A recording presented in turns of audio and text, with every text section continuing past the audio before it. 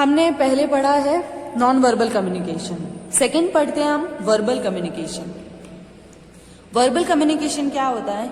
जैसे नाम से ही पता चल रहा है, मौखिक संचार। मौखिक संचार होता क्या है कि जब सेंडर एक व्यक्ति अपने मुंह से बोलकर कोई मैसेज, कोई संदेश दूसरे व्यक्ति तक पहुंचाता है तो वो होता है अपना वर्बल कम्युनिकेशन। जैसे आमने सामने बैठकर कोई बातचीत हो रही है तो, या फिर आपका इंटरव्यू लिया जा रहा है तो, या फिर आप रेडियो पर बोल रहे हो, टेलीफोन पर फोन करते हो, अपना मैसेज आप बोलकर दूसरे तक भेजते हो, तो वो होता है आपका वर्बल कम्युनिकेशन। अब इसकी हम कुछ कैरेक्टरिस्टिक्स पढ़ेंगे। सबसे पहला, डायरेक्ट कनेक्ट विथ रिसीवर। ये इसकी कैरेक्टरिस्टिक्स है कि हम डायरेक्ट कनेक्ट हो सकते हैं रिसीवर से। हमारी कोई भी बात है तो हम रिसीवर से कनेक्ट होकर मुंह से बोलकर उसको बता सकते हैं ताकि वो इजीली समझकर उस पर काम कर सके। नेक्स्ट है two way communication. Two way communication यानी कि आप जो सेंडर है, जो मैसेज आपको भेज रहा है रिसीवर को, तो रिसीवर उसको क्विकली समझ सकता है, क्विकली अंडरस्टैंड कर सकता है और उसका फीडबैक वो वापस दे सकता है। नेक्स्ट है आपका डायरेक्ट और इनडायरेक्ट कम्युनिकेशन। कम्युनिकेशन दो टाइप के होते हैं, डायरेक्ट भी हो सकता है और इनडायरेक्ट भी हो सकता है। डायरेक्ट का मतलब क्या होता है कि आप आमने सामने बैठकर कोई बात कर रहे हैं, आमने सामने या फिर ग्रुप में बैठकर कोई डिस्कस कर रहे हैं, तो वो आपका होता है डायरेक्ट। और इनडायरेक्ट कैसे होता है?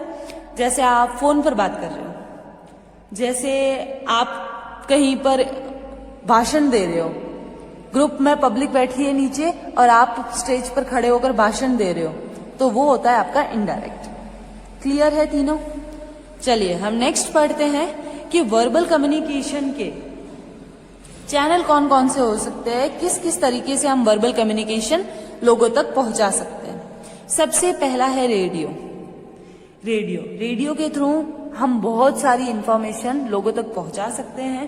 रेडियो एक वन वे चैनल होता है जिस पर हम अपनी बात कह सकते हैं और वो बात लोगों तक पहुंच सकती है।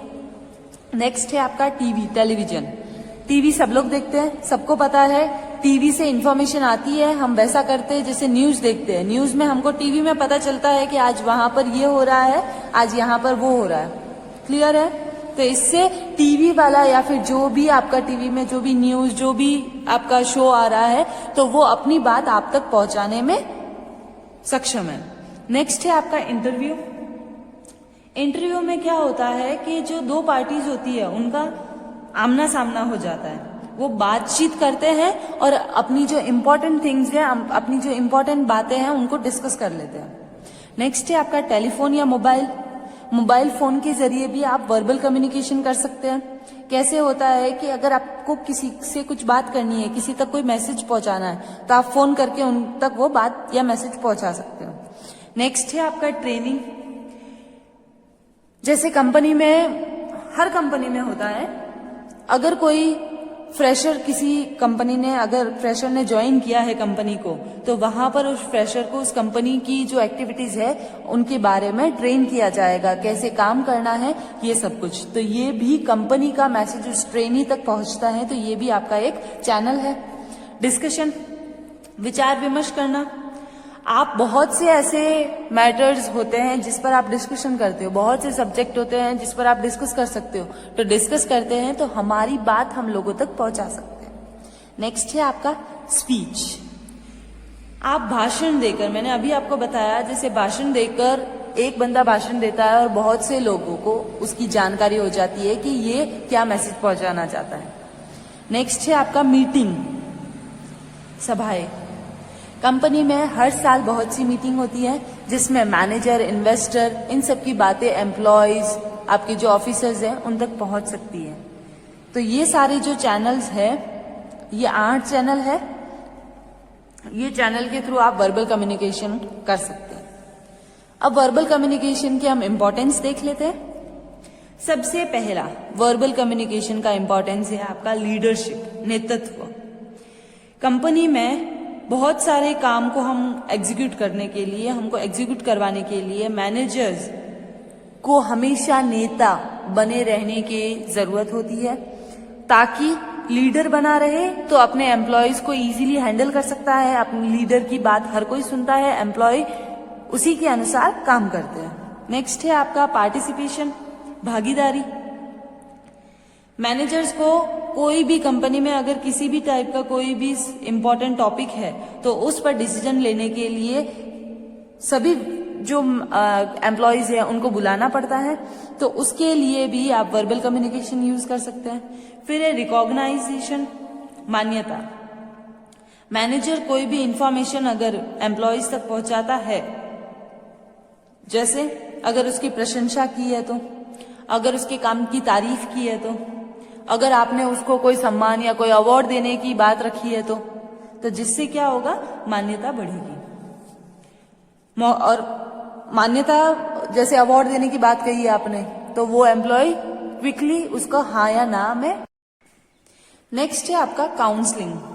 काउंसलिंग यानी कि अगर कंपनी में एम्प्लॉयज को कोई भी प्रॉब्लम्स है, किसी भी तरह की कोई समस्या है, तो वो अपने मैनेजर्स को वर्बल कम्युनिकेशन के थ्रू सॉल्व करवा सकते हैं, या फिर मैनेजर्स को पता चला है कि भाई कंपनी के एम्प्लॉयज को कोई प्रॉब्लम है तो वो वर्बल कम्युनिकेशन के थ्रू एम्प्लॉयज की प्रॉब्लम को सॉल्व कर सकता है। नेक्स्ट है to create a good climate. एक सक्सेसफुल बिजनेस के लिए क्लाइमेट बहुत इंपॉर्टेंट पार्ट है, क्योंकि क्लाइमेट अगर अच्छा होगा तो एम्प्लॉयज वर्क अच्छे से कर पाएंगे, हमारा प्रोडक्शन बढ़ेगा, तो जिससे हमारे प्रॉफिट भी बढ़ेंगे। और अगर क्लाइमेट सही नहीं है, जैसे क्लाइमेट कैसे सही नहीं हो सकता है, जैसे कंपनी में बहुत सारी अफवाहें, रूमर्स फैल रही हो, कुछ ऐसी चीजें, कुछ ऐसी बातें या कुछ ऐसा मैसेज जो कंपनी की तरफ से नहीं आया और फिर भी वो कंपनी में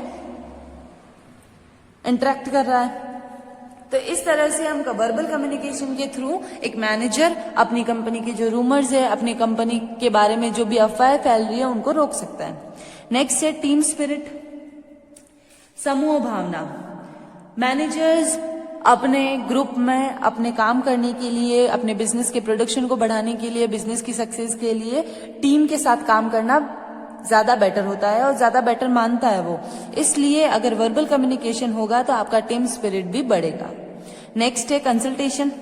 अगर आपको किसी से सलाह करनी है, सलाह लेनी है, तो आपको वर्बल कम्युनिकेशन के थ्रू ही वो पॉसिबल है। नेक्स्ट है आपका डेलीगेशन ऑफ अथॉरिटी, सत्ता का प्रायोजन।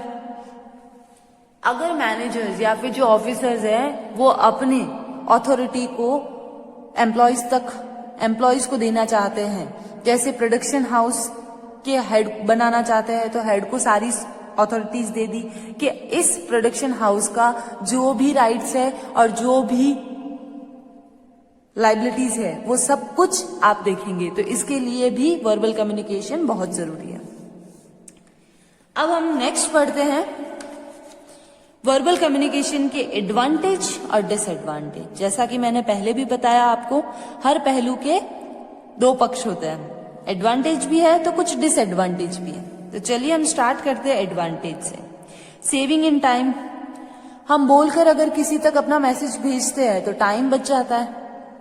प्रबंधक ने अपने एम्प्लॉयज को कुछ बोलकर इंफॉर्मेशन भेजी है, टाइम बच गया। नेक्स्ट है इकोनॉमिक इन मनी, खर्चा हमारा कम हो जाता है।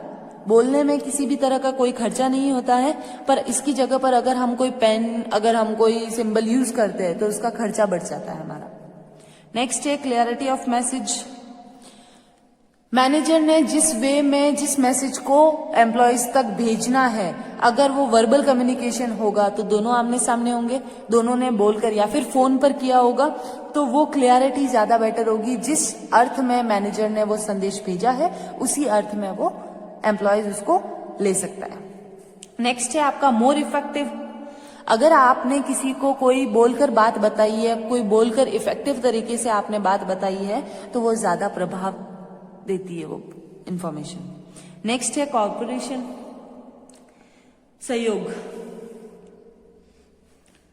सहयोग कंपनी के लिए मैनेजर्स और एम्प्लॉयज के बीच में होना बहुत जरूरी है। वो ही एक ऑर्गेनाइज को फॉर्म करता है। अगर मैनेजर और प्रबंधन दोनों साथ साथ नहीं होंगे तो कभी भी कंपनी में ऑर्गेनाइजेशन नहीं होगा, और ऑर्गेनाइजेशन नहीं होगा तो वो कंपनी अपना मैनेजमेंट सही से नहीं कर पाएगी। और ऑर्गेनाइजेशन के लिए क्या करना होगा, वर्बल कम्युनिकेशन से। मतलब कॉर्पोरेशन, अगर आप किसी से बात ही नहीं करोगे तो उसकी प्रॉब्लम कैसे सॉल्व करोगे, क्लियर है? नेक्स्ट है नॉलेज ऑफ रिएक्शन। आपका फीडबैक मिल जाता है कंपनी में या फर्म में, मैनेजर ने किसी काम के लिए या फिर कोई इंफॉर्मेशन एम्प्लॉयज तक पहुंचाई है तो उसका फीडबैक, उसका रिएक्शन क्विकली उनको मिल जाता है। क्लियर है? हमने एडवांटेज पढ़े, saving in time, economic in money, clarity of message, more effective, corporation, knowledge of reaction. Clear है? अब हम पढ़ेंगे disadvantage. Presence of both parties, इसमें भी मैंने आपको वही बताया, इसमें अगर बोलकर कोई मैसेज भेज रहे हैं तो दो पार्टी होनी जरूरी है। नेक्स्ट है लैक ऑफ प्रूफ, इसका भी कोई प्रूफ नहीं होता है।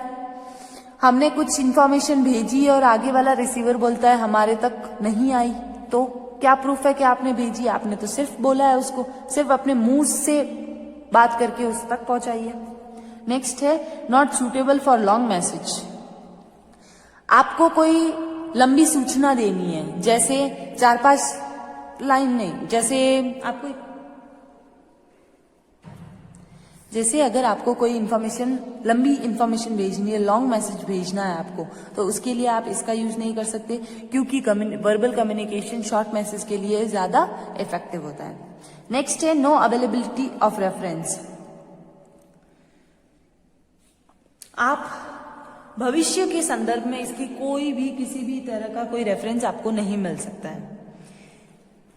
आप अगर किसी इंस्टीट्यूट में, किसी फर्म में मैनेजर अगर कोई डिसीजन लेता है या फिर कोई पॉलिसीज डिसाइड करता है, स्ट्रेटेजी बनाता है, तो वो अपने कर्मचारियों को मार्गदर्शन या फिर अपने कर्मचारियों तक, एम्प्लॉयज तक पहुंचाता है, तो वो वर्बल कम्युनिकेशन के थ्रू नहीं हो सकता है, क्योंकि मैनेजर जो भी स्ट्रेटेजी बनाता है वो बोलकर नहीं बता सकता। मैनेजर जो भी गोल्स अचीव करना चाहता है वो सब कुछ एक फॉर्मेट में होता है, और फॉर्मेट के थ्रू, फॉर्मेट इसमें नहीं हो सकता क्योंकि इसमें बोलकर बता।